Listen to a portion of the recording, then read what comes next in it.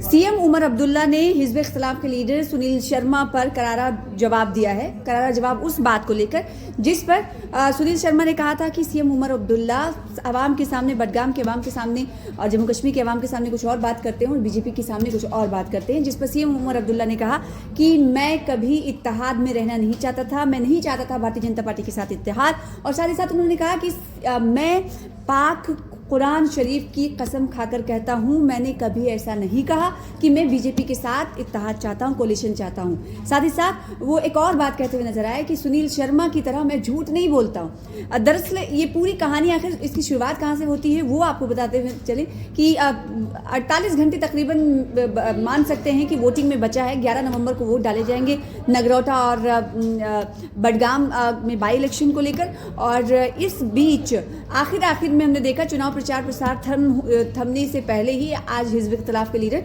सुनील शर्मा की तरफ से एक बड़ा इल्ज़ाम लगाया गया सीएम उमर अब्दुल्ला के ऊपर। उन्होंने कहा कि 2024 में सीएम उमर अब्दुल्ला कई बार दिल्ली के दौर लगाते हुए दिखे और उन्होंने दिल्ली में जाकर कुछ और बात कही। बात इस तरह की रही उनकी कि वो चाहते हैं कि स्टेटहुड उन्हें दे दिया जाए और वो बीजेपी के साथ इत्तेहाद कर लेंगे। उन्होंने इस बात को लेकर दोहराया है, कई बार इस बात को दोहराया है। इस बात का जिक्र करते हुए सीएम उमर अब्दुल्ला के हवाले से सुनील शर्मा नजर आए।